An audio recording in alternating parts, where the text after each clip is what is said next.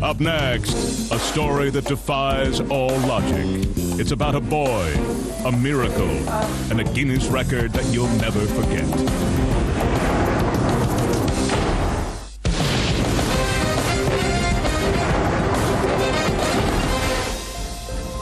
Welcome back.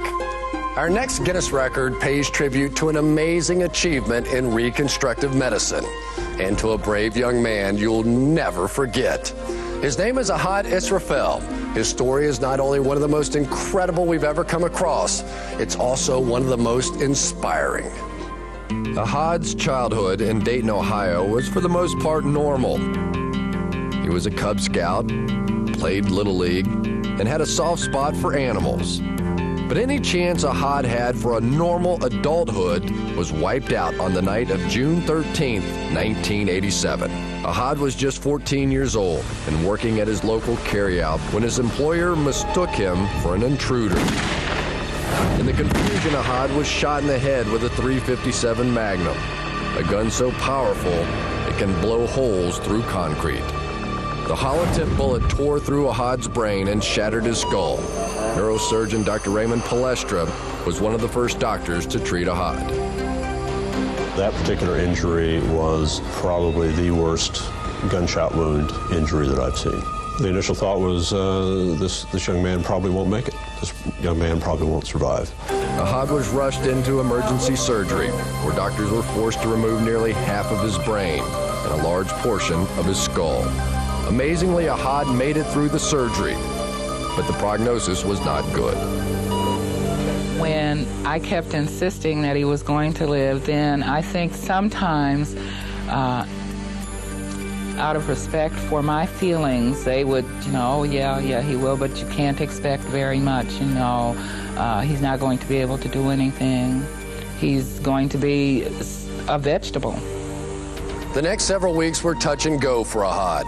And although it became increasingly clear he wouldn't live his life as a vegetable, physically Ahad would never be the same again. What you're about to see wasn't painful for Ahad, but we warn you, it is visually disturbing. No, this is not trick photography or special effects.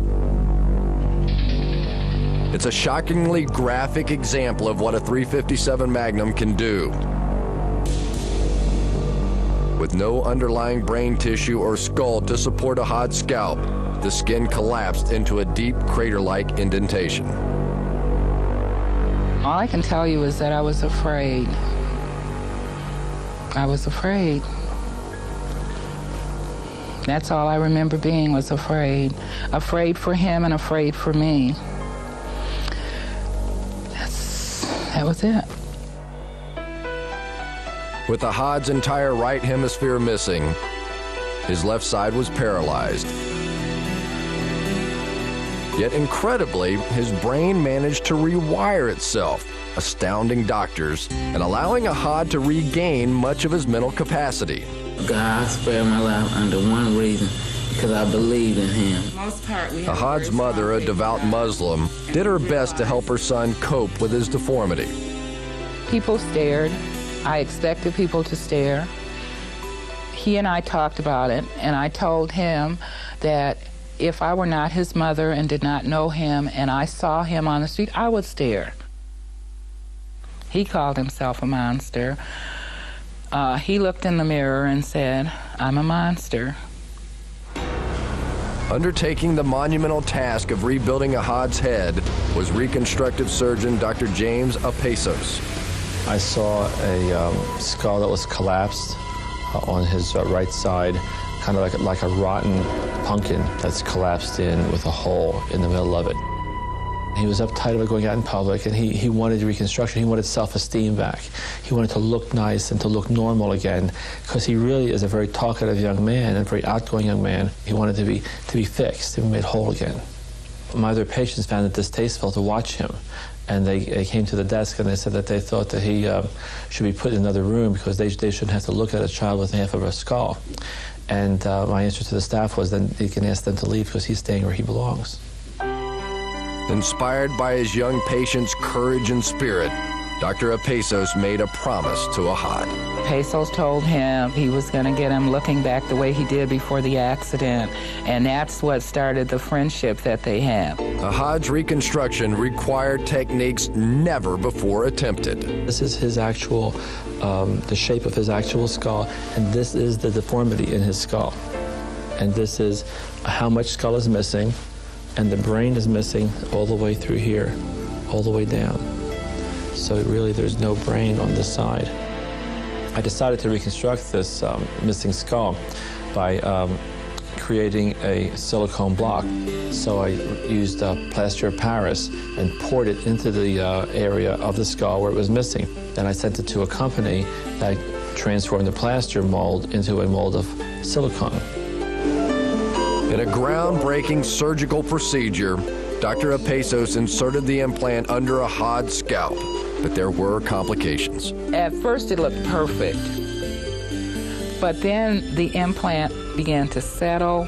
I would leave him at the hospital and go home and wonder, you know, if this was the best thing. At one point,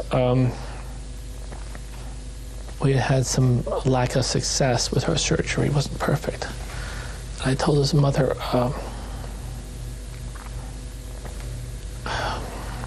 take him to somebody else. And I told him no, because I believe, and I still believe, they have established a friendship that extends beyond doctor-patient relationship, and that's great. Ahad would have to undergo nearly a dozen separate surgeries before the implant could be considered complete. Then on January 23, 1990, Dr. Apezos revealed Ahad's final and radically improved look to the world. This miraculous achievement in medical technology holds the Guinness record for the world's most extensive cranial reconstruction. It was really unbelievable when I first saw it. More joyous to me than the way his head looked was the smile on his face, that he was happy about it, that he was happy. And he didn't think that he looked like a monster anymore. So that was it.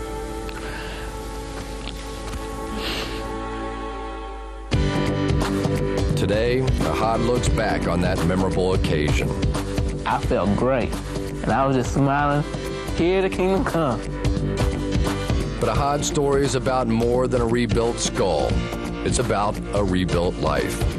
Through hard work and sheer determination, he left his wheelchair behind and struggled through his first steps.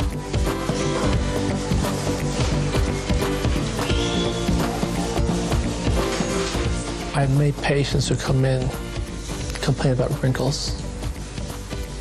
And this young man has half of a brain, and yet he doesn't complain. He keeps on living. And I think he gives a lot of us a lot of strength.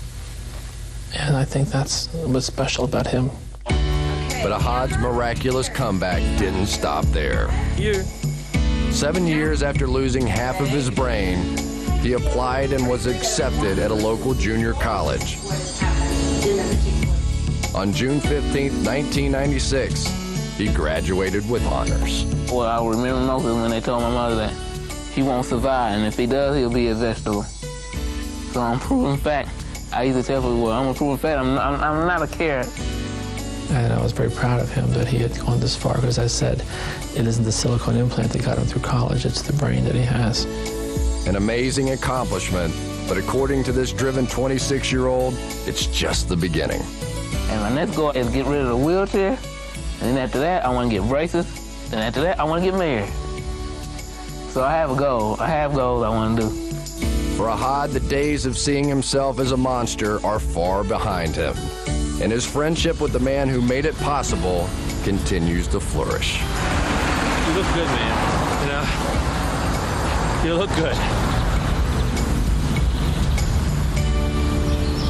Ahad, you've touched the lives of so many people, including us. Good luck, my friend.